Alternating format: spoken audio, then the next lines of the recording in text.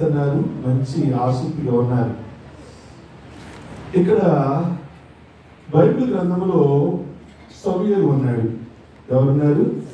సమూయేలు ఉన్నాడు. ఎంత వివరంగా చెప్పారో తెలుసా సమూయేలు గురించి? వాళ్ళ అమ్మ గురించి చెప్పారు, రైట్. వాళ్ళ నాన్న గురించి చెప్పారు. వాళ్ళ వాక్యం స్టార్ట్ చేస్తున్నా పాస్టర్ గారు వాటర్ కూడా పట్టుకున్నారు. ఎవరు నిద్రపోతే వాళ్ళ మీద పోయటానికి చెప్పారుగా. ఎవరు నిద్రపోతే వాళ్ళకి తైలాభిషేకం కాదు, నీళ్ళాభిషేకం. ఓకే. బైబిల్ గ్రంథంలో సమూయేలు ఉన్నాడు. ఎంత వివరంగా చెప్పారండి సమూయేలు గురించి, వాళ్ళ అమ్మ గురించి, వాళ్ళ నాన్న గురించి, వాళ్ళ ఊరు గురించి, వాళ్ళ ఇంట్లో ఉన్న పరిస్థితులు ఏంటో కూడా చెప్పారు. ఓకే. దావీదు గురించి బైబిల్లో దావీదు ఇంట్లో 10 మంది పిల్లలని, దావీదు 8వ వాడని, దావీదు గొర్రెలు కాసేవాడని, ఇశ్రాయేలుకు రాజు అయ్యాడని, పెళ్లి చేసుకున్నాడని, పిల్లలు పుట్టారని, పిల్లలు దావీదు మీద తిరుగుబాటు చేశారని కూడా చెప్పారు. ఇలా బైబిల్లో చాలా విషయాలు రాయబడ్డాయి. నేను ఇప్పుడు మాట్లాడే ఒక స్త్రీ గురించి మీ ముందుకు తీసుకొస్తున్నాను. ఆవిడ పేరు సిప్పోరా. విన్నారా పేరు ఎప్పుడన్నా? ఎవరు సిప్పోరా? రైట్, మోషే భార్య. సిప్పోరా ఎవరు? మోషే భార్య. మోషే వాళ్ళ అమ్మ పేరు యోకెబేదు. మోషే తెలుసా అసలు మీ అందరికి బైబిల్లో? మోషే ఇశ్రాయేలీలని 40 సంవత్సరాలు అరణ్యములో నడిపించిన ఆయన మోషే. వాళ్ళమ్మ చాలా గొప్పది. వాళ్ళమ్మ ఎంత గొప్పది వాళ్ళ అమ్మ అంటే, వాళ్ళ నాన్న అమ్రాము, యోకెబేదు. వాళ్ళకు 3 పిల్లలు. పెద్దోడు పేరు అహరోను, అక్క మిరియాము. అక్కేమో ప్రవక్తి. ప్రవక్తి అంటే ఆడోళ్ళని ప్రవక్తి అంటారు, మగోళ్ళనేమో ప్రవక్త అంటారు. ప్రవక్త అంటే ఏంటి? జరగబోయే విషయాలు చెప్పేవాళ్ళని ప్రవక్త, జరగబోయే విషయాలు. ఆడవాళ్ళనేమో ప్రవక్తి అని అంటారు. మూడోది మోషే. వీళ్ళు 3 కూడా ఇంట్లో దీవించబడ్డారు. అక్కేమో ప్రవక్తి, అన్న అహరోనేమో యాజకుడయ్యాడు. మూడోది మోషేనేమో ఇశ్రాయేలుకి నాయకుడయ్యాడు. నిజంగా ఒకే ఇంట్లోంచి 3 అలా రావడం అంటే సామాన్యమైన విషయం కాదు. అయితే మోషే భార్య సిప్పోరా. ఆవిడ గురించి మాట్లాడే ముందు మోషే గురించి ఒక 5 నిమిషాలు మాట్లాడి నేను అప్పుడు మోషే భార్య గురించి మీకు జ్ఞాపకం చేస్తా. మోషే అంటే చాలామందికి ఇష్టం. చాలామందిని మందిరంలో గారికి అడిగామనుకోండి, అమ్మా మీకు మగవాళ్ళలో ఎవరు ఇష్టం అంటే చాలామంది అంటారు మాకు మోషే అంటే ఇష్టమండి. ఇశ్రాయేలీని 40 ఏళ్ళు నడిపించాడు. ఆయన బైబిల్ గ్రంథంలో 10 ఆజ్ఞలు కలిగిన పలకలను దేవుడి దగ్గర నుంచి తీసుకొచ్చాడు అని అంటారు. ఇంకా మీకు ఎవరు ఇష్టం?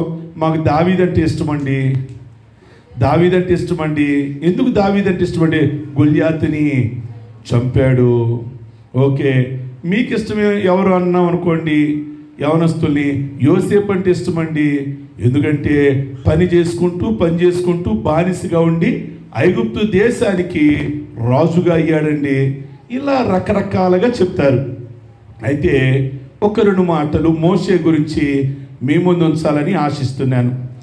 మోషే ఇశ్రాయేలీయుడు. ఎవరండి? ఇశ్రాయేలీలు అంటే దేవుని ప్రజలు అన్నమాట. ఇశ్రాయేలీలు అయితే వాళ్ళు ఒకానొక టైంలో కొన్ని పరిస్థితుల వల్ల వేరే దేశానికి బానిసలుగా వెళ్ళారు. వేరే దేశానికి బానిసలు అని తెలుసా? దాసులుగా వెళ్ళారు వేరే దేశానికి. ఇక్కడ బ్రతుకు తెరువు లేక వేరే ఊరికి వెళ్ళారు. ఎంతమంది వెళ్ళారు? 70 మందిగా వెళ్ళారు. ఎంతమంది? 70 మందిగా వెళ్ళారు. దాదాపుగా ఎన్ని సంవత్సరాలు ఉన్నారు అక్కడంటే 400 సంవత్సరాలు. 400 సంవత్సరాలు ఆ దేశంలో ఉన్నారు. ఆ దేశస్తులు ఎంతగా వీళ్ళని ఇబ్బంది పెట్టారో తెలుసా? వాళ్ళు చదువుకునే వాళ్ళు ఐగుప్తీయులు, ఈజిప్ట్ వాళ్ళు. ఇశ్రాయేలీని చదివించేవాళ్ళు కాదు. వాళ్ళు బట్టలు వేసుకునేవాళ్ళు, వీళ్ళకి బట్టలు సరిగ్గా ఉండే కాదు. ఏం చెయ్యాలి మరి ఇశ్రాయేలీలు? ఆడవాళ్ళు, మగవాళ్ళు, పిల్లలు, యవనస్తులు ఏం చెయ్యాలి? మట్టి తొక్కాలి, ఇటుకలు చెయ్యాలి, ఇటుకలు కాల్చాలి, ఇటుకలను కాల్చాలి, కాల్చి ఇళ్ళు ఊళ్ళు కట్టాలి. వాళ్ళేం కుర్చీలో కూర్చుంటారు దర్జాగా ఇళ్లలో. ఎవరన్నా ఈరోజు మేము పని చేయలేమండి, కొద్దిగా తలనొప్పిగా ఉంది, కొద్దిగా కడుపు నొప్పిగా ఉంది అన్నారనుకోండి, వాళ్ళ కొడాలతో కొట్టేవాళ్ళు. అప్పుడు ఇశ్రాయేలీలు వాళ్ళు ఎవరు ప్రజలు? దేవుని ప్రజలు, మన దేవుణ్ణి ఆరాధిస్తారు.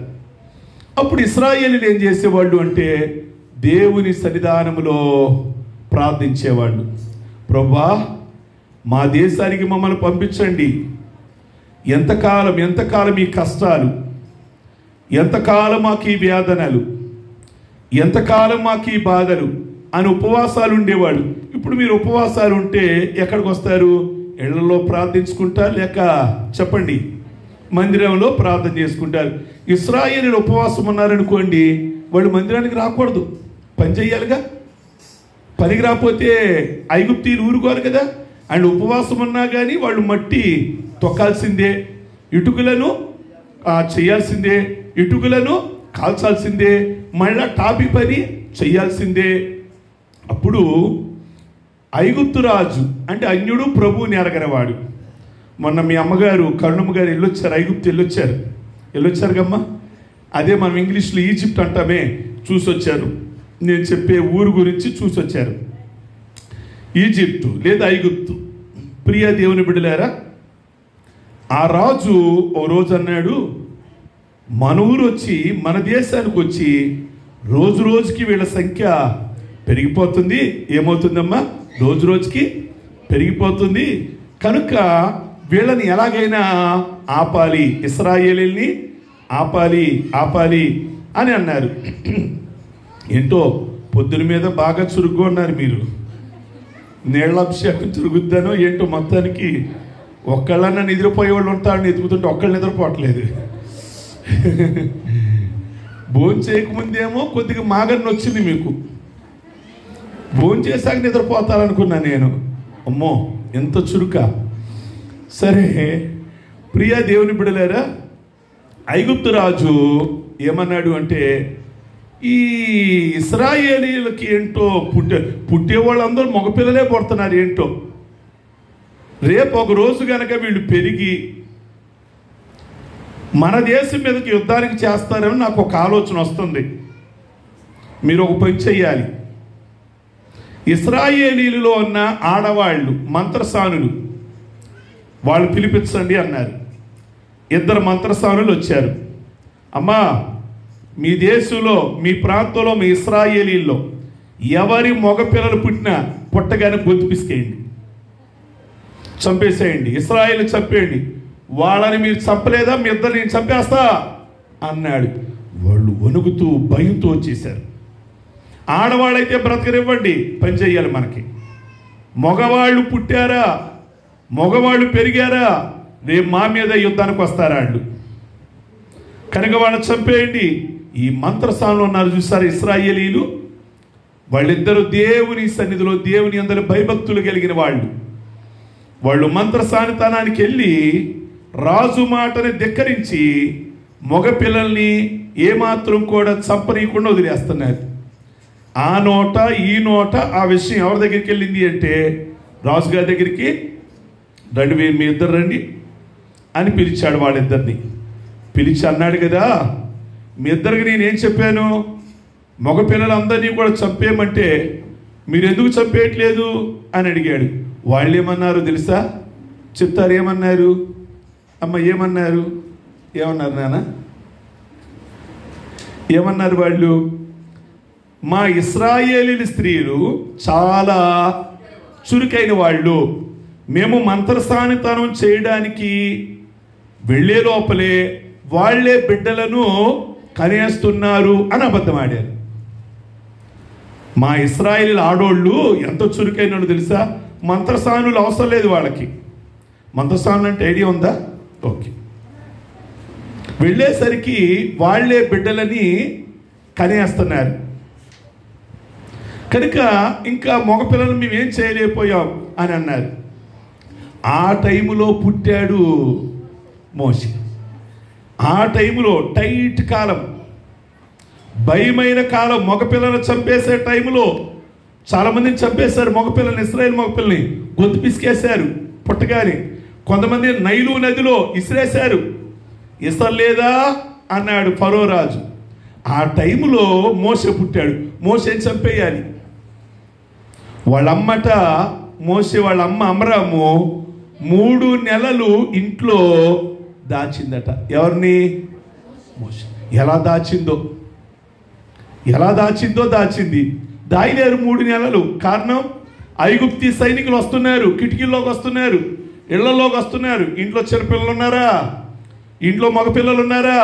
ఉంటే కనుక అక్కడే గొంతు కోసేస్తున్నారు, చంపేస్తున్నారు. ప్రియ దేవుని బిడ్డలారా, 3 నెలలు చిన్నపిల్లల్ని దాయాలి అంటే దాయలేరుగా. ఎందుకని? పెద్దోళ్ళు అనుకోండి, ఏ బీరువా చాటో డబ్బు వచ్చింది. చిన్నపిల్లలు దాయాలంటే దాయలేం. ఏడవద్దురా, సైనికుడు వచ్చాడు అంటే ఆ పిల్లోడికి ఏం తెలుసు? 3 నెలల పిల్లోడికి. వాళ్ళ అమ్మకి వందనాలు చెప్పాలి మనం. ఎవరమ్మకి? మోసేవాడు 3 నెలలు దాచిందటండి. 3 నెలలు. ఇక 3 నెలలు ఎలా దాచిందంటే 30 సంవత్సరాలు దాచినట్టుగా దాచింది. ఇక దాయలేక, ఇంకా నా వల్ల కాదు ఈ బిడ్డను దాయడం, వాళ్ళ చేతులకే ఇచ్చేద్దాం, చంపేద్దాం. నాకు రోజు రోజుకి భయం అయిపోతుంది మోసేని దాయలేక. అంటే మోసేకు ఒక అక్క ఉంది. ఎవరు? మిరియాము. తల్లి కూతురుతో సంప్రదించిందమ్మా, చిన్న తమ్ముడిని ఎలా దాయాలి, వాడిని దాసే పరిస్థితి కనబడతల్లా అంటే తల్లి కూతురు మాట్లాడుకున్నారు. ఆ పిల్లోని ఏం చేద్దాము అంటే ఒక జమ్ము పెట్లు పెట్టి, ఎక్కడ జమ్ము పెట్లు పెట్టి ఆ నైలు నదిలో అలా వదిలేద్దాం, నైలు నదిలో వదిలేద్దాం. ఏం జరుగుద్ది? ఇక మనం ఏం చేయలేం. బిడ్డను దాయలేం, ఇంట్లో దాయలేం, గంపలో దాయలేం, అలమరలో దాయలేం, బయట దాయలేం. ఇంకా మన వల్ల కాదు. నైలు నది మన కృష్ణా నది ఎలా ఉందో వాళ్ళకి నైలు నది ఉంది. ఆ నైలు నది ఏం చేద్దామంటే ఒక బుట్టలో పెట్టి బిడ్డను అలా వదిలేద్దాం. సరే, మోసే పుట్టు గురించి చెప్తున్నా. నైలు నదిలో వదిలేయడానికి అక్కకి ఇచ్చి పంపించింది తల్లి. అలా వదిలేసి చెట్టు చాటు దాక్కుందట మిరియాము అక్క. నా తమ్ముడికి ఏమవుద్దు, అని. కరెక్ట్ టయానికి ఫరో అన్నానే, రాజుగారు అమ్మాయి వచ్చింది స్నానం చేయడానికి. దేవుడి కార్యాలు చూడండి. అర్థమవుతుందా మీకు? నది దగ్గర పెట్టారు ఆ పిల్లోడిని గంపలో. సరే, రాజుగారు అమ్మాయి వచ్చింది. రాజుగారు అమ్మాయి వచ్చేసరికి ఏడుపు వినబడిందట ఆ బుట్టులో ఏడుపు వినబడింది. అంటే కాముగానే ఉన్నాడు, కరెక్ట్గా ఆవిడ రాణి రావటం, ఈ బుడ్డోడు ఏడుపు. అంటే దేవుడే ఏడిపించాడు మోసేని, గిచ్చాడు మోసేని. ఎవరు? దేవుడే గిచ్చుంటాడు. అబ్బాయి రాణి వస్తుందిరా, నువ్వు కాస్త ఏడవరా అన్నట్టుగా దేవుడే గిచ్చాడు. ఏడుస్తున్నాడు. ఏడ్చేసరికి పనికత్తులు ఉంటారుగా రాణిగారు అమ్మాయి దగ్గర, చెలికత్తులు ఉంటారుగా. ఏంటి ఆ బుట్టలో పిల్లోడు ఏడుస్తున్నాడు, తీసుకురండి దగ్గరికి అని తీరా చూస్తే ఆ పిల్లోడు ఎలా ఉన్నాడు తెలుసా? దివ్య సుందరుడికి అందంగా ఉన్నాడట. అందంగా లేకుండా ఆ బుడ్డోడు నల్లగా చీవుడిగా ఆడుతా ఉన్నాడు అనుకోండి. రాణి కూతురు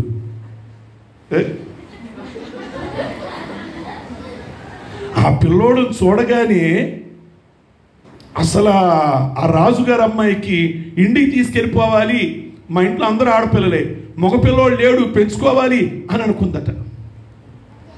ఇప్పుడు చెప్పండి, రాజుగారి అమ్మాయి మోసేని ఇంటికి తీసుకెళ్ళింది. ఎక్కడ తీసుకెళ్ళింది? ఇంటికి తీసుకెళ్ళింది. ఏ ఇంటిలో నుండి ఆజ్ఞ వచ్చింది మగపిల్లలందరినీ చంపేయమని? ఏ ఇంటిలో నుంచి వచ్చిందో ఆ ఇంట్లో ఒక పిల్లోడు వెళ్ళాడు. ఏం చెప్పాలండి? దేవుడు గొప్పతనం ఏం చెప్పాలండి? ఏ బెడ్రూమ్లో నుండి, ఈ బెడ్రూమ్లో నుండి వచ్చింది వార్త, ఇశ్రాయేలు మగపిల్లలందరినీ చంపేయాలి అని. చంపేస్తున్నారు, దేశం అంతా చంపేస్తున్నారు. ఇప్పుడు ఆ పిల్లోడు ఎక్కడికి వెళ్ళాడు? ఆ ఇంట్లోకి వెళ్ళాడు. ఆ ఇంట్లో రాజుగారు పక్కన ఉయ్యాలు ఊపుతున్నారు. దేవుడు చక్రాలు తిప్పుతాడండి, పరిస్థితులు మార్చగలండి. దేవుడు జ్ఞాపకం చేసుకుంటే ఇది ఎందుకు జరుగుద్ది, ఎలా జరుగుద్ది అని మీరు అనుకోవచ్చు. దేవుడు ఏదైనా చేయగలడు. అబ్రహాం భార్యతో ఏమన్నాడు? నాకు అసాధ్యమైనది ఏదైనా, దేవుడికి అసాధ్యమైనది ఏది? ఆ పిల్లోడు అక్కడికే వెళ్ళాడు. ఆ పిల్లోడిని అన్నాడు రాజు, ఎవరి పిల్లోడు? మనోడే అనుకుంటున్నాను, మన దేశస్థుడే, ఐగుప్తీయుడు. పోన్లే, ఇశ్రాయేలుడు అంటే కనుక చంపేసేవాళ్ళం. ఐగుప్తీయుడేనా? ఐగుప్తీయుడే డాడీ. అయితే మనకి ఎలాగో మగపిల్లలు లేరు, నా తర్వాత రాజు అవ్వాలి ఈ దేశానికి, వాడిని జాగ్రత్తగా పెంచండి అన్నారు. వాడిని జాగ్రత్తగా పెంచండి. ఈ పిల్లోడు ఏ జాతి? అందరూ చెప్పండి. ఏ జాతి వాళ్ళ దగ్గర పెరుగుతున్నాడు? వీళ్ళిద్దరికి అసలు పడదు, వాళ్ళ దగ్గర పెరుగుతున్నాడు. 40 ఏళ్ళు వచ్చేసరికి మోషేకి ఒక మాటలో చెప్పాలి అంటే, ప్రక్కన ఉన్న ఇజ్రాయిల్ దేశం ప్రక్కన ఉన్న ఇప్పుడు లెబోనోన్ అనే దేశం, సిరియా అనే దేశం, ఆ దేశాలలో అసలు మోషే లాంటి వాడు ఎవరు లేరట. దేహదారుఢ్యం, బలం కానీ, అందం కానీ, రాణి విద్య లేదు, అన్ని విద్యలు నేర్చుకున్నాడు. చదువు నేర్చుకున్నాడు, యుద్ధం నేర్చుకున్నాడు, నాయకత్వం నేర్చుకున్నాడు, రేపు దేశాన్ని పరిపాలించగలిగింది. టోటల్ ఇది రాదు, ఇది రాదు అనేది లేదు. రాజుగారు నేర్పించేశాడు. బైబిల్లో ఉంది మోషే గురించి ఏముంది అంటే, సకల విద్యలలో ప్రవీణుడు. ఏ విద్యలలో? ఇప్పుడు నాకు మైకు పెడతావచ్చు, కానీ ప్రవీణుడు కాదు. కొద్దిగా వచ్చు, కొద్దిగా తిప్పుతారు అంతే, ఇంకా అంతకంటే తెలియదు. డ్రమ్ము కొడతావచ్చు, కానీ ప్రవీణుడు కాదు. 2 దరువులు వేస్తా, చెప్పండి. ఇంకో పని వచ్చు నాకు, అందులో కూడా ప్రవీణుడు కాదు, కొద్దిగా వచ్చు, అన్నిట్లో చేపెట్టవచ్చు అంతే. మోషే అలా కాదు, మోషే అలా కాదు, చెప్పండి. అన్ని విషయాలలో కూడా ప్రవీణుడు, దిట్ట. ఇక ఆయన తర్వాత ఇంకెవరు లేరు, అంత దిట్ట. అయితే 40 ఏళ్ళు వచ్చాయి. ఫరో అనుకుంటున్నాడు, నా కూతుళ్ళే, కొడుకులు లేరు, ఈ రాజ్యానికి వీడినే ఏం చెయ్యాలి అంటే రాజుగా చెయ్యాలి. కానీ అసలు జాతి ఎవరు? ఈయనేమనుకుంటున్నాడు? ఐగుప్తీయుడు అనుకుంటున్నాడు. ఈయన్నే రాజుగా చెయ్యాలి అని అనుకుంటున్నాడు. కానీ మోషేకి మనసులో ఏముందో తెలుసా? నీకు నేను ఐగుప్తుడిగానే కనపడతాను, కానీ నేను ఎవరో నాకు తెలుసు. నేను ఇశ్రాయేలుడిని, మీ ఇంట్లో బోధింటున్నా, మీ బట్టలు వేసుకుంటున్నా, మీ రథాల్లో తిరుగుతున్నా. పొద్దున 10ంటికి బయలుదేరేవాడు అంట మోషే రథం మీద. ఐగుప్తులో రాజులు కలవడానికి, నాయకులు కలవడానికి. ప్రియా దేవుని బిడ్డలారా, అలా పెడుతున్నాడు. ఫరో అనుకున్నాడు, ఏమనుకున్నాడు అంటే, ఇతనిని నేను త్వరలోనే పట్టాభిషేకం చెయ్యాలి, ఇంకా నా వయసు కూడా పెరిగిపోయింది, ఇతను రాజుగా చెయ్యాలి, రాజుగా చెయ్యాలి అని అనుకుంటున్నాడు. బాగా శ్రద్ధగా వింటున్నారా? ఎన్నేళ్ళు వచ్చినాయి మోషేకి? 40 ఏళ్ళు వచ్చినాయి. రేపో ఎల్లుండో, గురువారం శుక్రవారమో అబ్బాయికి మోషేకి ఏం చేయబోతున్నారు? పట్టాభిషేకం చేయబోతున్నారు. పెళ్ళవలే ఇంకా. సరే, రేపు మాపు పట్టాభిషేకం చేస్తారు. ఇవాళ కొద్దిగా నాకు ఖాళీ, బయటికి వెళ్ళి వస్తా. మనసులో ఉందిగా, ఏముంది మనసులో? నా ప్రజలైన ఇశ్రాయేలీల వాళ్ళేమో ఏమవుతున్నారు? మట్టి తొక్కుతున్నారు, ఇటుకలు చేస్తున్నారు, ఇటుకలను కాలుస్తున్నారు. కానీ ఆ జాతిలో పుట్టి నేను రథాల్లో తిరుగుతున్నాను, నేను సుఖాల్లో తిరుగుతున్నాను, నేను చాలా హ్యాపీగా ఉన్నా, కానీ నాకు చాలా బాధగా ఉంది. కొన్నిసార్లు మాకు కూడా ఫ్యాన్లు ఉన్నాయి, కరెంటు పోతే ఇన్వర్టర్ ఉంది, లోడ్ ఎక్కువ అవటం వల్ల, ఎక్కువ ఫ్యాన్లు అవటం వల్ల లోడ్ చాలినప్పుడు చర్చి వాళ్ళు ఏం చేసేవాళ్ళు అంటే నా ఒక్కడికే ఫ్యాన్ తిరిగేలాగా చేసేవాళ్ళు. అంటే ప్రసంగం చెప్పేటప్పుడు కొద్దిగా చిరాకు లేకుండా ఉంటుందని నా వరకు ఒక ఫ్యాన్, నేను నా ఫ్యాన్ తీపిచ్చేసుకునేవాడిని. నాకు వద్దు, మిగులేనప్పుడు నాకు ఫ్యాన్ వద్దు, మిగులేనప్పుడు నాకు ఫ్యాన్ అవసరంలా. మీతో పాటు చెమటలో నాకు కూడా కావాలి. ఇప్పుడు చర్చి మొత్తం ఏసీలు, దాదాపు ఒక 30 ఏసీలు. ఎప్పుడైనా లోడ్ ఎక్కువ అవటం వల్ల, లిఫ్ట్ వల్ల కానీ, జనరేటర్ వల్ల కానీ, ఆర్కెస్ట్రా వల్ల కానీ కొద్దిగా లోడ్ ఎక్కువ అవటం వల్ల ఏసీలు కొద్దిగా ఆపు చేస్తూ ఉంటారు. నా ఏసీ వరకు ఆడిడ వద్దు, నాకు ఏసీ వద్దు. ఏంటి బాధ ఏంటి? వాళ్ళకి లేనిది నాకు దేనికి? ఈరోజు మోషే అంటాడు, నేను రథాల్లో తిరుగుతున్నాను, నేను ఫరో ఇంట్లో ఉన్నాను, సుఖవంతంగా ఉన్నా. ఈరోజు ఒక్కసారి ఎందుకో నాకు మనసు లాగుతుంది. ఎవరి మీద? రోడ్డు ప్రక్కల నా ప్రజలైన ఇశ్రాయేలీయులు ఎర్ర టెండలో మట్టి తొక్కుతున్నారు. తొక్కలేని ఆడోళ్ళని కొడాలతో కొడుతున్నారు వాళ్ళు. నేను మంచి స్థాయిలో ఉన్నా కానీ ఏం చేయలేను. ఏదైనా చేశానా ఏమంటారు తెలుసా? నువ్వు కూడా ఇశ్రాయేలీయుడివా అని అంటారు. బయటి పడలేక, మింగలేక, కక్కలేక దిగమింగుతున్నాను బాధని. ఒక్కసారి వెళ్ళి రావాలి. ఈరోజు 2 రోజులు నాకు పట్టాభిషేకం ఉంది, ఐగుప్తు రాజ్యంలో నన్ను రాజుగా చేయబోతున్నారు అని బయలుదేరాడు. బయలుదేరితే రోడ్డు ప్రక్కన ఒక సన్నివేశం చూశాడు. అందరూ బాగా ఇంట్రెస్ట్గా వింటున్నారు, జాగ్రత్తగా వినండి. ఇద్దరు కొట్టుకుంటున్నారట. ఎవరు? ఐగుప్తీయుడు, ఇశ్రాయేలీయుడు. ఐగుప్తీయుడు ఇశ్రాయేలుడిని గోమేద అంటున్నాడు. ఏంట్రా పంచేయిలా? ఇశ్రాయేలుడు వణికిపోతున్నాడు. అయ్యి బాబుగారు చేస్తాం, బాబుగారు చేస్తామని. ఇప్పుడు మోషే రథం దిగి పొలంలోకి వెళ్తున్నాడు. ఇప్పుడు మీరు చెప్పాలి, మోషే వేసుకున్న డ్రెస్ ఏంటో తెలుసా? ఐగుప్తు డ్రెస్. ఎవరింట్లోంచి వస్తున్నాడు? ఫరో ఇంట్లోంచి వస్తున్నాడు. ఏ డ్రెస్లో ఉన్నాడు? రథం ఎవరిది? బూట్లు ఎవరి? ఇప్పుడు వెళ్ళేసరికి కొట్టుకున్న వాళ్ళలో ఐగుప్తీయుడు ఏమనుకున్నాడు?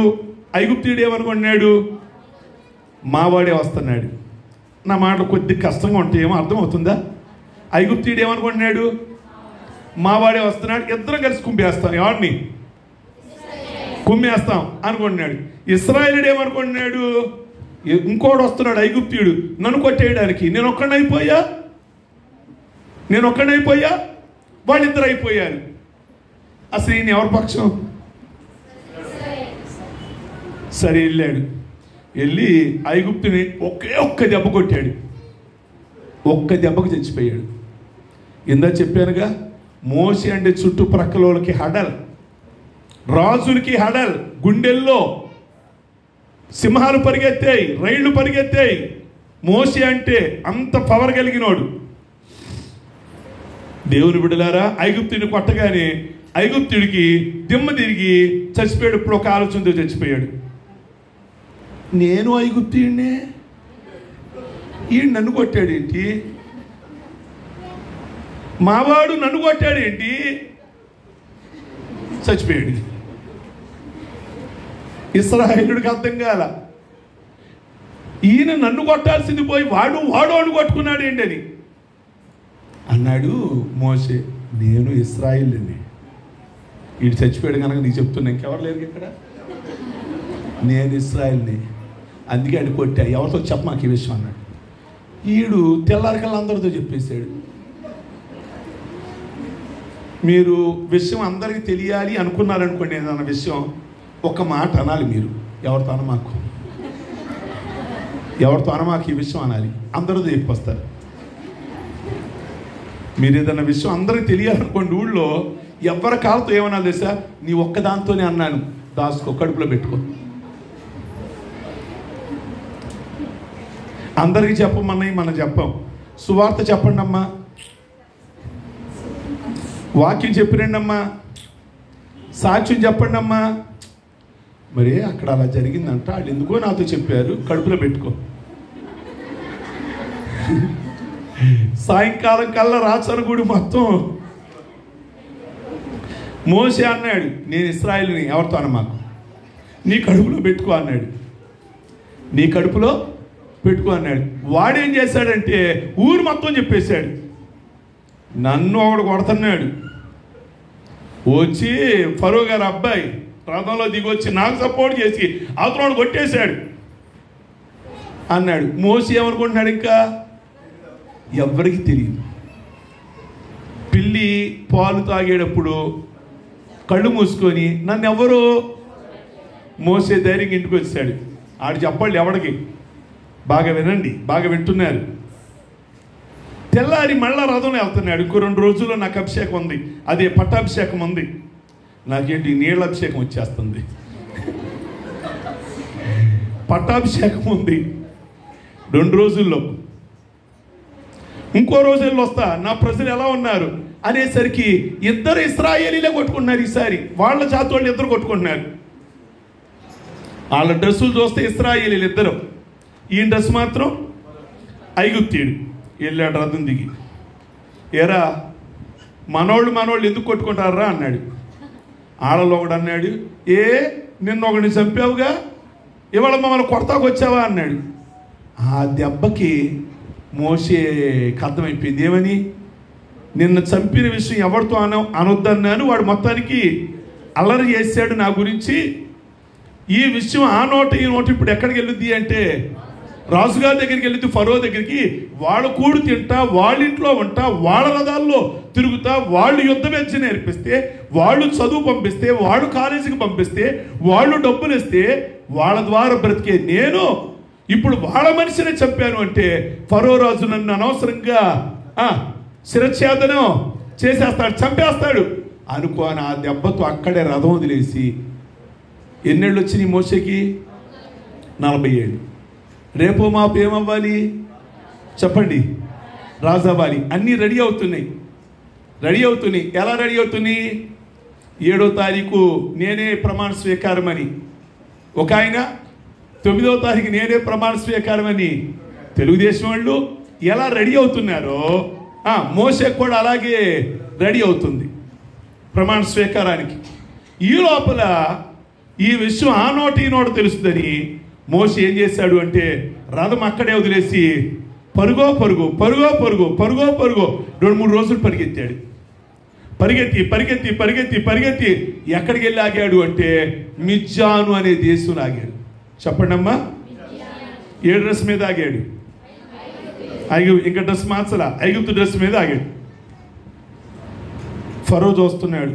3:30 అయింది, మధ్యాహ్నం భోజనానికి రావాలి మా అబ్బాయి, రాలేదేంటి? ఎల్లుండు ప్రమాణ స్వీకారం, అదే ప్రమాణ స్వీకారం కాదు, నాకు ఇది అలవాటు అయిపోయింది, పట్టాభిషేకం. ఇంకా మా అబ్బాయి ఇంటికి రాలేదేంటి? రాత్రి అయింది రాలా, తెల్లారైంది రాలా. ఎవరో చెప్పారు మీ అబ్బాయి రథం అక్కడే ఉంది, మనిషి లేడని. ఆ రోజులో న్యూస్ ఛానల్స్ ఉంటే టీవీ 9 అయ్యి మొత్తానికి చెప్పేవాళ్ళు. 40 ఏళ్ల వయసు, గోధుమ రంగు చొక్కా వేసుకున్నాడు, కనబడటం లేదు, పట్టించిన వారికి తగిన పారితోషికము ఇవ్వబడునని. ఎక్కడున్నాడు?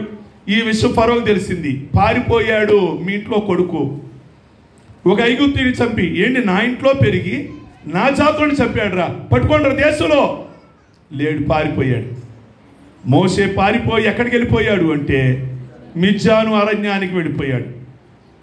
మిద్యాను అరణ్యం ఈయన వెళ్ళేసరికి బావి దగ్గర కూర్చున్నాడు. వెళ్ళి అమ్మ విన్నారా? ఎక్కడ కూర్చున్నాడు? అమ్మా బేబీ వినరా? ఎక్కడ కూర్చున్నాడు? బావి దగ్గర కూర్చున్నాడు.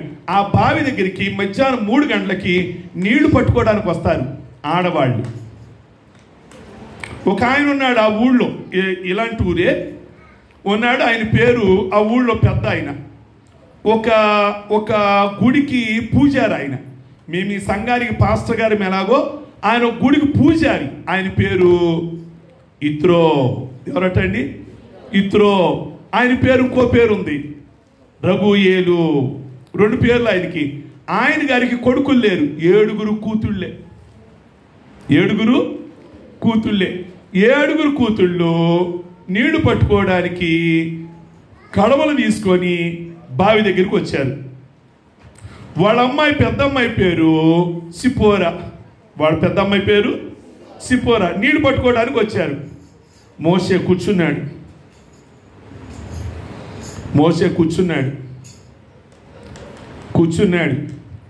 చూస్తున్నాడు.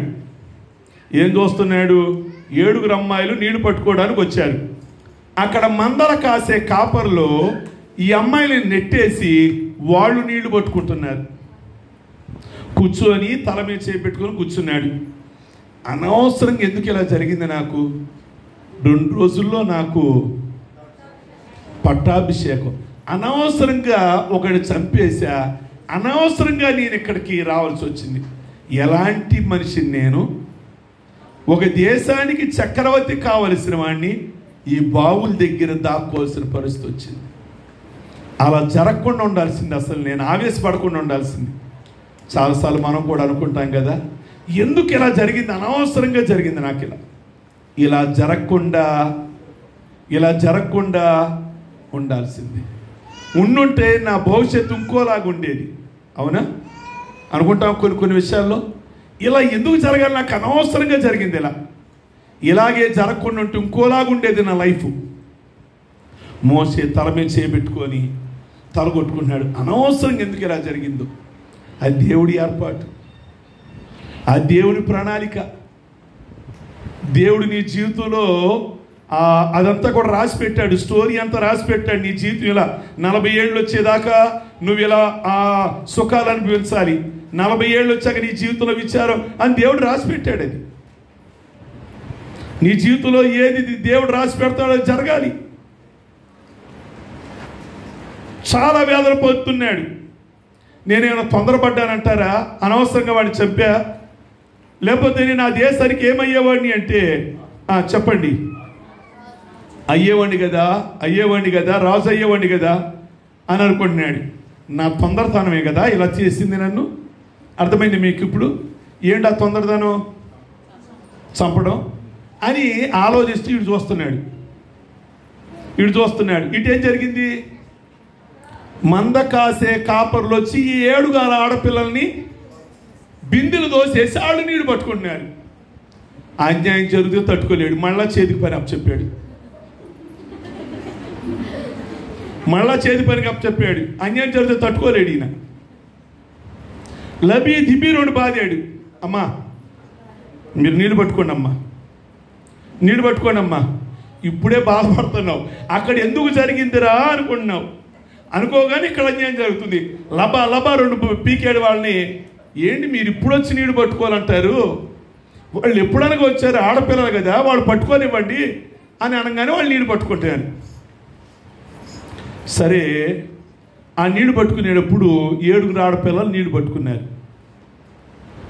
7 ఆడపిల్లల్లో పెద్ద అమ్మాయి పేరు సిపోరా. నీళ్లు పట్టుకున్న తర్వాత ఇంటికి గబగబా వెళ్ళిపోయారు. నేను చదివించట్లేదు. బైబిల్లో సిపోరా గురించి 3 సార్లు ఉంటుంది. బైబిల్ ఎక్కువగా ఉండదు. నిర్గమాకాండం 2వ అధ్యాయంలో, నిర్గమాకాండం 4వ అధ్యాయంలో, నిర్గమాకాండం 18వ అధ్యాయంలో 3 సార్లే ఉంటుంది. 3 సార్లులో కూడా ఒక్కసారి నోరు తెరిచింది. ఎవరు? సిపోరా. ఇందా చెప్పానే, కొంతమంది గురించి ఏమో పేజీలు రాశాడు దేవుడు. సమూయేలు కానీ, దావీదు కానీ, రిబకా కానీ, కొంతమంది గురించి మెరుపు తీగలాగా వచ్చారు, వెళ్ళిపోయారు. కానీ మన పక్కన పెట్టేద్దామా? లేదు, పక్కన పెట్టకూడదు. ప్రియ దేవుని బిడ్డలారా, నీళ్లు తోడిచ్చాడు. రండమ్మా 7 పట్టండి, నేను తోడతాను అని తోడాడు. తోడిన తర్వాత ఆ నీళ్లు తీసుకున్నారు, వాళ్ళ ఇంటికి వెళ్ళిపోయారు. నా మాటలు బాగా వినండి, అర్థమవుతుంది అందరికీ. వెళ్ళిపోతుంటే వాళ్ళ నాన్న అడిగాడు, పెద్దమ్మాయిని అడిగాడు సిపోరాని, సిపోరా రోజు ఇన్ని గంటలకు వచ్చేవాళ్ళు కదా మీరు నీళ్లు తోడుకొని 5ంటికి, ఇవాళ 4ంటికే వచ్చేసారేంటి? గంట ముందు వచ్చారేంటి? ముందెళ్ళిన బాధేనా? మీ పిల్లలు స్కూల్ 4ంటికి వదులుతారు, ఎందుకు 5 నిమిషాలు ముందు వచ్చారు? అప్పుడు మీరేమడుగుతారు? ఎరా స్కూల్ ఎగ్గొట్టేసాడు, ముందు వచ్చేసావు అడుగుతున్నాడు వాళ్ళ నాన్న. ఏరా ఏమ్మా ముందు వచ్చేసారేంటి అంటే ఆవిడన్నది, నానా జాగ్రత్తగా వినండి, నానా ఒక ఐగుప్తీయుడు బావి దగ్గరికి వచ్చాడు, మా మీద మందలగాసే కాపర్లు గొడవ చేశారు, వాళ్ళని 2 బాదాడు, నీళ్లు తోడి మాకు ఇచ్చాడు, అందుకే మేము ఎప్పుడు మీద త్వరగా ఇంటికి వచ్చాము, ఎప్పుడు మీద త్వరగా ఇంటికి వచ్చాము అని అన్నాడు.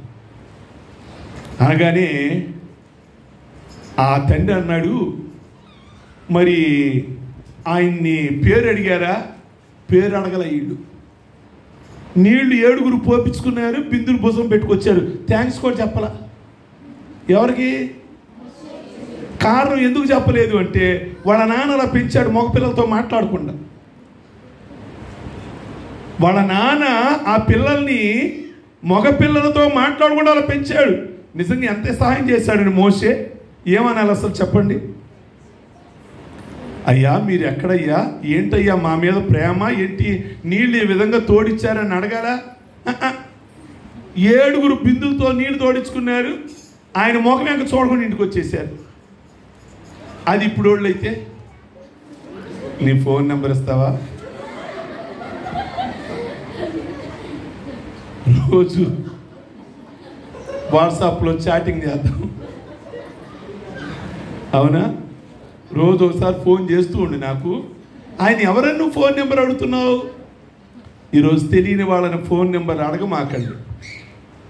అతని మనస్తత్వం ఏంటో మీకు తెలియదు, అతను ఎవరో మీకు తెలియదు, ముక్కు మొగం తెలియదు, అతని బ్యాక్గ్రౌండ్ ఏంటో తెలియదు. సిప్పోరా లో నుండి మీరు ఈ యొక్క మధ్యాహ్నం నేర్చుకోవాల్సిన విషయాలు. ఆడపిల్లలందరికీ కూడా ఆదర్శమైనది సిప్పోరా. సిప్పోరా చర్చికి వచ్చే ఆవిడ కాదండి. సిప్పోరా ఒక పూజారి గారు అమ్మాయి. సిప్పోరా ఒక అర్చకుడు కూతురు, 7 కూతుళ్ళు ఆయనకి. అక్క నడుస్తే అక్క వెనక నడుస్తున్నారు. నిజంగా ఇంట్లో పెద్దవాళ్ళు కరెక్ట్గా ఉన్నారనుకోండి, చిన్నవాళ్ళు కూడా అలాగే కరెక్ట్గా ఉంటారు. పెద్దమ్మాయి సరిగ్గా లేదనుకోండి, చెల్లెలు కూడా ఏం చేస్తారు? ఇవాళ సిప్పోరా మోసే కనపడంగానే, భలే ఉన్నావు నువ్వు, నీ ఫోన్ నెంబర్ ఇవ్వా అంటే రెండోది ఏం చేస్తుంది? ఇంకోటి ఫోన్ నెంబర్ అడుగుద్ది. మా అక్క అలా చేసినప్పుడు నేను ఇలా చేస్తే ఏమైంది? నిజంగా సిప్పోరా గురించి మాట్లాడాలి. అందుకే నేను మా వాళ్ళకి చెప్పా, సిప్పోరాకి ఒక పేరు పెట్టాలని, సరిలేరు నీకెవ్వరు అని. సిప్పోరాకి నీకు సరిలేరు నీకెవరు, సిప్పోరాలాగా ఎవరు లేరు. చెల్లెలకి మాదిరికరంగా ఉంది, ఆదర్శంగా ఉంది. వాళ్ళ నాన్న అడిగాడు, నీకు నీళ్లు తోడినప్పుడు థ్యాంక్స్ అనే చెప్పావా? నువ్వు అలా పెంచలేదు కదా డాడీ, మగపిల్లలతో ఎవరితో మాట్లాడనివ్వలేదు కదా, అందుకే నేను వచ్చేసా. భలేదానివమ్మా, వెళ్ళు, అబ్బాయి ఎవరు అడుగు, తీసుకురా, భోజనం పెట్టిస్తాను, భోజనం పెట్టిస్తా, భోజనం పెడదు కానీ రమ్మను అని అంటే వెళ్ళింది. ఏమండి మా నాన్నగారు రమ్మన్నారండి, అంతేగా రండి. సిప్పోరా వెళ్తుంది, సిప్పోరా వెనక 6 చెల్లెళ్ళు వెళ్తున్నారు. చెప్పండి, వెనక మోసేకి తెలియదు నాకు కాబోయే భార్య, 6 నాకు కాబోయే మరదళ్ళని తెలియదు.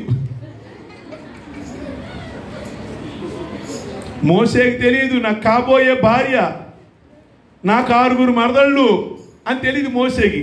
వెళ్ళాడు, భోంచేశాడు. ఇత్రో రఘుయేలు రఘుయేలు అడిగాడు, మాతో ఉండడానికి నీకు ఇష్టమేనా? మోసే, మా ఇంట్లో 7 ఆడపిల్లలు ఉన్నారు, నీకేమైనా ఇబ్బందా? లేదండి, ఒక పక్కన ఉంటారండి. ఓకే, కొద్ది రోజులు ఉన్నాడు. ఉన్న తర్వాత రఘుయేలు అడిగాడు, మా అమ్మాయిని ఇచ్చి పెళ్లి చేస్తా, నీకు ఇష్టమేనా? ఇష్టమేనండి, జాగ్రత్తగా వినండి. కూతుర్ని అడిగాడు, ఏమడిగాడు?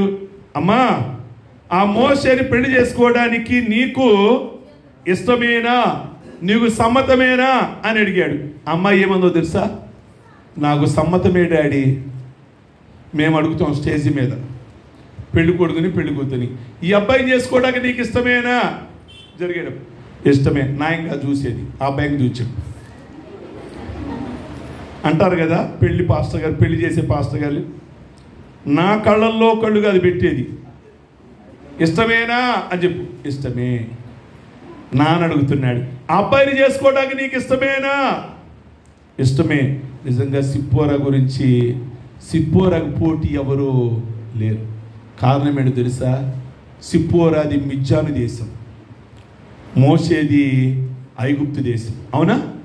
దేశాలు వేరు, నాగరికత వేరు. చెప్పండి. వస్త్రధారణ వేరు, అలవాటులు వేరు, ఫుడ్డు వేరు. నేను మా ఇంటికి నాగాలాండ్ ఒక అమ్మాయి వచ్చింది, పెరుగన్నం పెట్టుకుంది. మనం ఏం చేస్తాం? లాస్ట్లో పెరుగు అంతా ఇంత అన్నమైన పెరుగు వేసేసుకుని కలిపేసుకుంటాం కదా.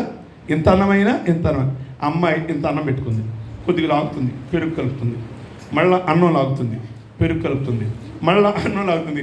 అంటే కూర అన్నంలాగా అన్నం పెరుగు పెట్టుకుంది. నేనన్నాను మా అమ్మాయితో బెంగళూరులో బైబిల్ కాల్చని, అమ్మ అన్నం పెట్టుకుంటావన్నా? అన్నం పెట్టుకుంటా. కొద్దిగా పెరిగైంది అంటుంది, కూరలాగా. మనం ఏంటి? కొద్దిగా అన్నం లాగుతాం, కూర కలుపుతాం, అన్నం లాగుతాం, కూర కలుపుతాం. లాస్ట్ పెరుగు అన్నం ఏం చేస్తాం? ఇంతైనా కలిపేస్తున్నాం. అమ్మాయి ఇంత లాగుతుంది, పెరుగు కలుపుతుంది, ఇంత లాగుతుంది, పెరుగు లాస్ట్ కదా మనకి. ఇక చెయ్యి గడిగేసుకుంటుంది ఏమో. ఎందుకని మంచిది. అమ్మ అన్నం పెట్టుకుంటామని మా అమ్మాయితో అడిగించాను. పెట్టుకుంటాను. మళ్ళీ పెరిగేసి మళ్ళా. అంటే ఎందుకు చెప్తున్నాను తెలుసా? వాళ్ళ నాగరికత వేరు, మన నాగరికత వేరు. మోసే నాగరికత వేరు, మోసే డ్రెస్సు వేరు, మోసే ఫుడ్ తినేది వేరు, వాళ్ళ వస్త్రధారణ అన్ని వేరే, ఈ వేరు. ఆయన ఏముందో తెలుసా? డాడీ మీరు చెప్తున్నారు కనుక నేను ఆ అబ్బాయిని చేసుకుంటున్నా. ఎంత గొప్పదండి సిప్పోరా. సిప్పోరా గురించి బైబిల్లో ఎక్కువ లేదు, 3 సార్లే రాయబడింది సిప్పోరా గురించి. కానీ ఒక్కసారే నోరు తెరిచింది ఆవిడ. 3 సార్లే రాయబడింది కానీ ఒక్కసారే నోరు తెరిచింది. కానీ ఎంత చరిత్ర కలిగిందండి. నేను చేసుకుంటాను డాడీ, మీరు చెప్పారు గనక, నాన్న చెప్పాడు గనక, అమ్మ చెప్పింది గనక మా కోసం మీరు ఆలోచిస్తారు. తల్లిదండ్రులుగా మేము బాగుండాలని మా కోసం ఆలోచిస్తారు. డాడీ నేను చేసుకుంటా. మా పాస్టర్ గారు చెప్పారు గనక నేను చేసుకుంటాను, మా పెద్దలు చెప్పారు గనక నేను చేసుకుంటా అని చేసుకోవడానికి ఇష్టపడింది. పెళ్లి చేసుకుంది. పెళ్లి చేసుకున్నాక వాళ్ళకు ఒక కుమారుడు కలిగాడు. ఎవరెవరికి చెప్పండి అమ్మా? మోసేకి. రైట్, మీరు బాగా చెప్తున్నారు. వాళ్ళకు ఒక అబ్బాయి కలిగాడు ఫస్ట్. ఆ అబ్బాయి పేరు గెర్షోము. ఏం పేరు? గెర్షోము. అంటే అర్థం ఏంటో తెలుసా? పరదేశీ అని అర్థం. పరదేశీ అంటే ఇప్పుడు మనం పేర్లు ఎలా పెట్టుకుంటాం? ఇప్పుడు మీకు అబ్బాయో అమ్మాయి పుట్టారు, ఏం పెట్టుకుంటాం? అమ్మ పేరు, నాన్న పేరు, తాత పేరు కలిసి ఇలాగ పెట్టుకుంటాం. ఇశ్రాయేలీలు అలా కాదు. సందర్భం ఏంటి? దుఃఖంలో ఉన్నామా, దుఃఖంలో కలిగే పేరు పెట్టుకుంటారు. ఇప్పుడు ఈయన పరిస్థితి ఏంటంటే, నేను ఈ ఊళ్ళో పరదేశిని అంటే నాకంటూ ఇక్కడ ఎవరు లేరు. ఎలాంటి వాడండి మోసే? రేపో మాపో ఇజ్రాయెల్ ఐగుప్తు దేశంలో రాజు కావలసిన వాడు. ఎక్కడికి వచ్చాడు? మిజ్జాను వచ్చాడు. మిజ్జాను వచ్చి గొర్రెలు మేపుకుంటున్నాడు. ఎంత బాధ అండి. దేవుడు తలుసుకుంటే గొర్రెలు మేపేవాడినేమో రాజు చేస్తాడు, రాజుగా ఉండేవాడినేమో దేవుడితో పెట్టుకోమాకండి. దేవుడి సన్నిధిలో లోబడి ఉంటే అలా చేస్తాడు. లేదా అలా తలగరేసారా ఇలా కింద కూర్చోపెడతాడు. ఎప్పుడు లోబడి ఉండాలి.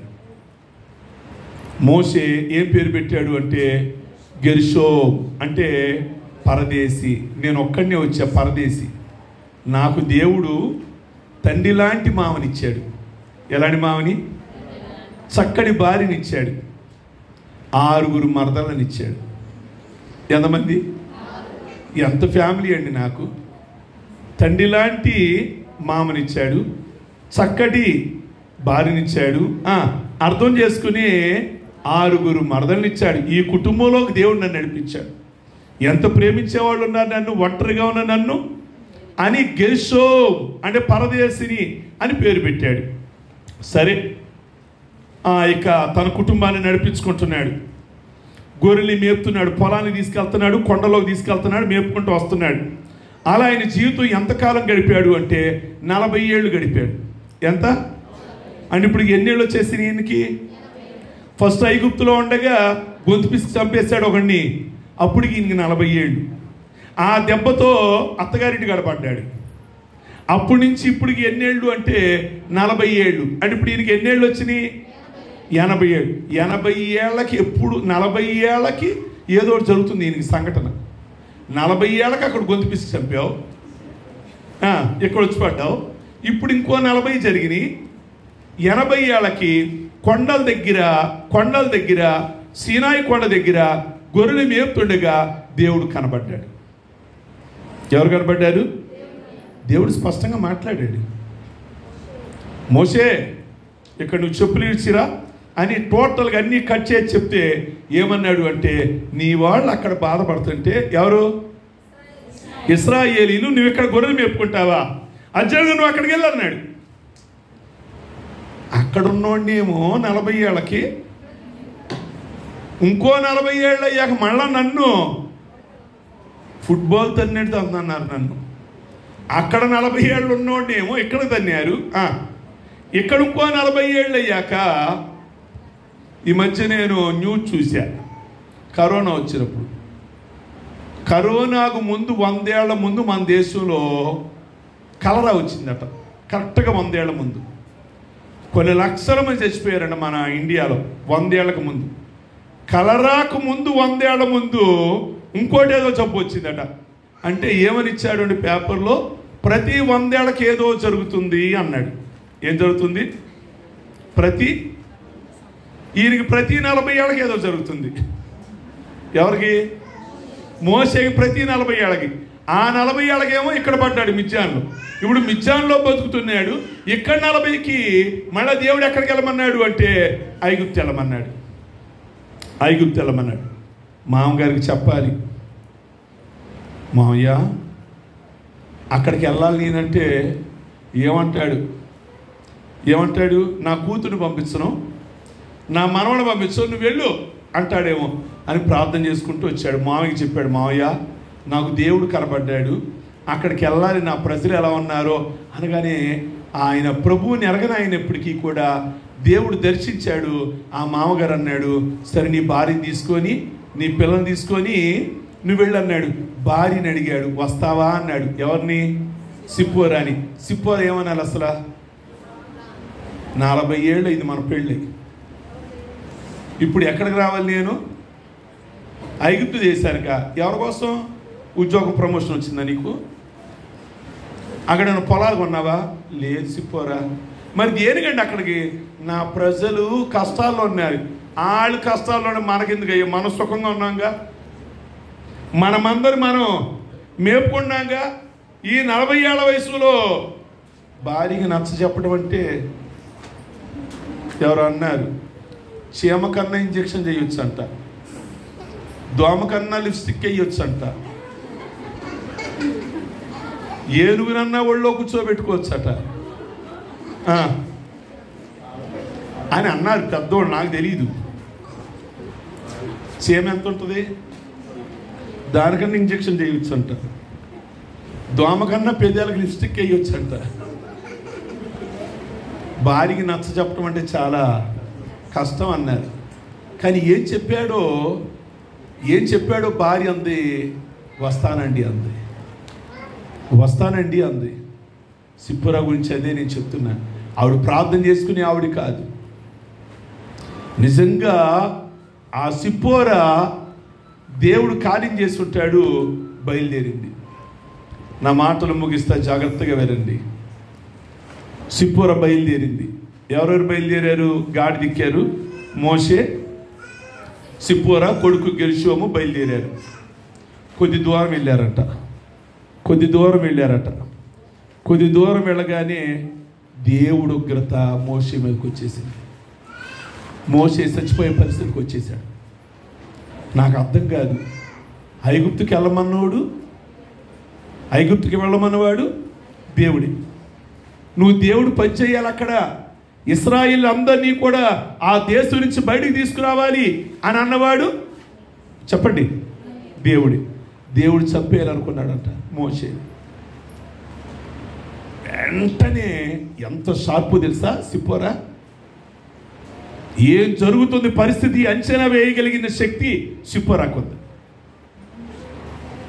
ఏమిటి, ఎందుకు చచ్చిపోతున్నాడు నా భర్త మీదకి వాళ్ళ దేవుడు కోపం ఎందుకు వచ్చింది అని అంచనా వేస్తే ఆవిడకి అర్థమైంది ఏంటంటే, వీళ్ళ కొడుకు గెర్షోం అన్నాడు చూసారా, ఆ అబ్బాయికి సున్నతి చేయించాల. ఇశ్రాయేలీలకి సున్నతి కావాలి. ముస్లిం చేపిస్తారు తెలుసా, సుల్తి అంటారే. అది దేవుడు అబ్రహాముతో వాగ్దానం చేశాడు. నీ పిల్లలకి పుట్టిన 8వ రోజు మగపిల్లలకి సున్నతి, గోప్యాంగ చర్మము కత్తిరించాలి. అప్పుడు వాళ్ళు నాకు ప్రజలై ఉంటారు, నేను వాళ్ళకి దేవుడినై. మోషే చేపించాల వాళ్ళ అబ్బాయి గెర్షోంకి. 10 ఏళ్ళు 12 ఏళ్ళు వచ్చేసినాయి. ఎందుకు చేయించాలా అంటే చాలామంది ఏమంటారంటే, మోషే భార్య అడ్డుపడిందట. ఏమండి, మనం మిజ్జాన్ చేసుకుని ఉంటున్నాం కదా, ఎందుకు మన అబ్బాయికి ఆ లెక్కలు ఎందుకు అందట. ఏదేమైనా ఇప్పుడు మోషే చచ్చిపోయే పరిస్థితి వచ్చింది. వెంటనే అంచనా వేసేసి అక్కడ ఒక కంకర్రాయి, సూదిరాయి తీసుకొచ్చేసి తన కొడుకు యొక్క గోప్యాంగ చర్మం సున్నతి చేసేసింది. అల్లాడిపోయాడు పిల్లోడు. రక్తం కారుతుంది, చేతిలో రక్తం పట్టింది. పట్టి భర్త దగ్గరికి వచ్చింది. భర్తను ఏమందో తెలుసా, నువ్వు నాకు రక్త సంబంధమైన పెనిమిటివనిను. ఎవరన్నారు? సిప్పోరా. ఎవరిని?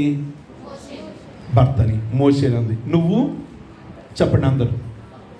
నాకు రక్త సంబంధమైన. ఎలా రక్త సంబంధమైన భర్త అయ్యాడు ఈమెకి అని అంటే ఒక మాట చెప్తా. మోషేకైనా ఎవరికైనా మూల పురుషుడు ఎవరు అంటే, వీళ్ళందరూ ఎవరిలోంచి వచ్చారు అంటే, మోషే అయినా, ముందున్న యోసేపు అయినా, ముందున్న యాకోబు అయినా, ముందున్న ఇస్సాకు అయినా ఎవరిలోంచి వచ్చారు అంటే అబ్రహాములో నుండి వచ్చారు. ఎవరిలోంచి? అబ్రహాములోంచి వచ్చారు. అబ్రహాములో నుండి, అబ్రహాముకు ఒక భార్య ఉంది శారా. ఆవిడలో నుండి ఇస్సాకు వచ్చాడు. ఇస్సాకులో నుండి యాకోబు వచ్చాడు. యాకోబులో నుండి యోసేపు వచ్చాడు.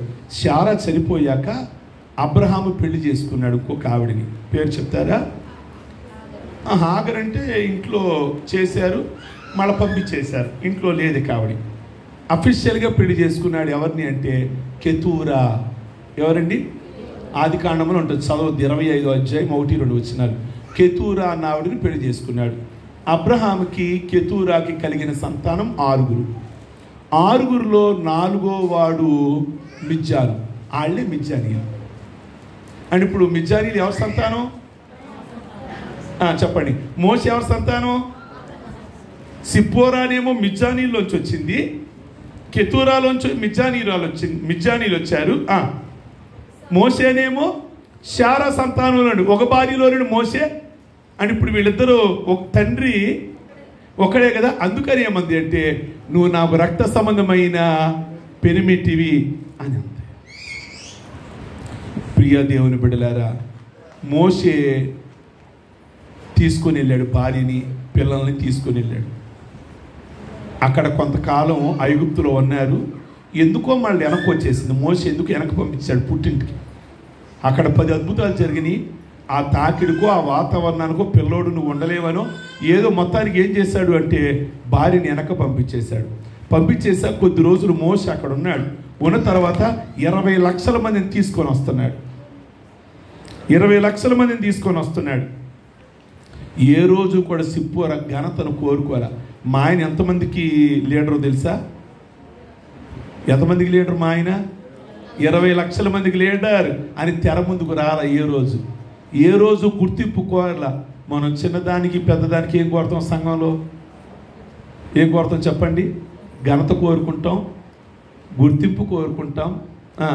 మరి మోసే భార్య ఎంత ఘనతకి కోరుకోవాలి, ఎంత గుర్తింపు కోరుకోవాలి?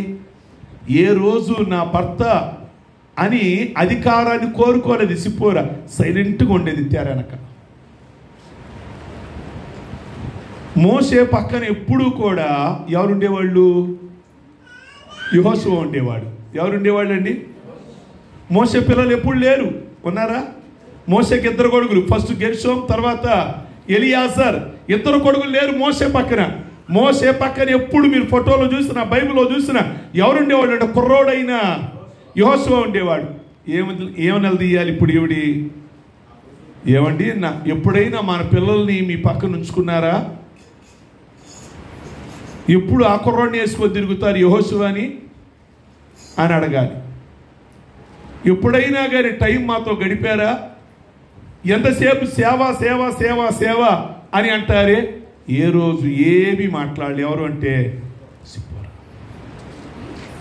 మోసేకి కష్టాలు ఇశ్రాయేలీయుల ప్రజలతో వచ్చినాయి కానీ భార్యతో ఏనాడు గొడవలు రాల. ఏ రోజు భార్య సిప్పోరా ఒక్క మాట కూడా అనలా మోసే. ప్రియ దేవుని బిడ్డలారా, సిప్పోరా గురించి అదే అన్నాను. ఇది చాలా తక్కువగా వ్రాయబడింది కానీ చాలా గొప్ప వ్యక్తిత్వం కలిగినటువంటి స్త్రీ ఎవరు అంటే సిప్పోరా. అయితే మోసే చనిపోయాక మోసే కొడుకులు నాయకులు అవ్వలేదు. ఎవరయ్యారు అంటే యెహోషువ అయ్యాడు. ఎవరయ్యారు? మోసే ప్లేస్లోకి ఎవరు వచ్చారు? అన్న మోసే అన్న ఎవరు? అహరోని యాజకుడు. ఆ పోస్ట్ కూడా మోసే పిల్లలకు రాలా. వాళ్ళ పిల్లలు యాజకులు అయ్యారు. కానీ దేవుడు విడిచిపెట్టలా. నేను రిఫరెన్స్ ఇవ్వట్లేదు కానీ మోసే తదనంతరము వాళ్ళని దేవుడు విడిచిపెట్టలా. మోసే భక్తిని బట్టి, సిప్పోరా భక్తిని బట్టి గెర్షోము పిల్లల్ని దేవుడు ఒక రోజుని యాజకులుగా చేశాడు. దావీదు వచ్చే నాటికి 3-4 తరాలు అయ్యాక మందిరంలో ధనాగారం అంతటి మీద, డబ్బు మీద మోసే పిల్లల్ని అధికారులుగా నియమించారు రాజు. కారణం ఏంటి తెలుసా? తల్లిదండ్రులు చేసిన భక్తి పిల్లలు గొప్పవాళ్ళు అయ్యారు. ఈరోజు నేను సేవ స్టార్ట్ చేసి 30 ఏళ్ళు అయింది. 30 ఏళ్ళు. ఈ 30 ఏళ్లలో సంఘములో కడు పేదలను చూశారు. రోజుకు 100 రూపాయలు, 150 రూపాయలు సంపాదించు ఇంటి అద్దె కట్టలేని వాళ్ళని చూసాం. ఈరోజు వాళ్ళ పిల్లల విషయానికి వచ్చేసరికి దేవుడు వాళ్ళని ఆశీర్వదించాడు. ఇల్లు లేని వాళ్ళు ఇల్లు కొనుక్కునేలాగా, జీవనోపాధి లేని వాళ్ళు జీవనోపాధి కలిగిన వాళ్ళలాగా పిల్లల దేవుడు మంచి స్థాయిలో నిలబెట్టాడు. కారణం ఏంటి తెలుసా? తల్లిదండ్రులు చేసిన భక్తి వ్యర్థం కాదు. ఈరోజు ఇక్కడున్న తల్లిదండ్రులారా, సిప్పోరా లాంటి వాళ్ళారా, మోసే లాంటి వాళ్ళారా, మీరు పడే ప్రయాసం ఉందో చూసారా? సంఘము కొరకై మీ ప్రార్థనలను చూసారా? అవి మీ పిల్లలకి ఒక రోజున దీవెనకరంగా, మీ పిల్లలను ఆశీర్వాదకరంగా మా తల్లి ప్రార్థన వల్ల ఈరోజు ఆశీర్వాదాన్ని మేము చూడగలుగుతున్నాం. ఈ రోజున ఇక్కడ ఉన్నటువంటి బర్నబాస్ గారు వారి యొక్క ఆశీర్వాదం వారి పిల్లలు చూడగలుగుతున్నారు. ఈ రోజున తల్లిదండ్రులుగా మీరు చేస్తున్న ఆ నమ్రత సంఘంలో, మీ యొక్క సంఘంలో పరిచర్య ఆడపిల్లలు, పెద్దలు, ఈ యొక్క ఆశీర్వాదం రేపు మీ తప్పకుండా మీ పిల్లలకు దేవుడు కనబరుస్తాడు. సిప్పోరాలాగా నడిపించండి. దేవుడి మాటల వినికిడిలో దీవించును గాక. ఆమేన్. ఆమేన్. ప్రార్థించుకుందాం. అందరూ కూడా దయచేసి తలలు వచ్చినట్లయితే ప్రార్థించుకుందాం. ఒకసారి చెప్పబడిన మాటల కొరకై సిప్పోరా గురించి ఉదయం యొక్క మధ్యాహ్న కాలమందు మనమందరం కూడా విన్నాము. హల్లెలూయా. అందరం ప్రార్థించుకుందాం. హల్లెలూయా. మహిమాన్వితుడు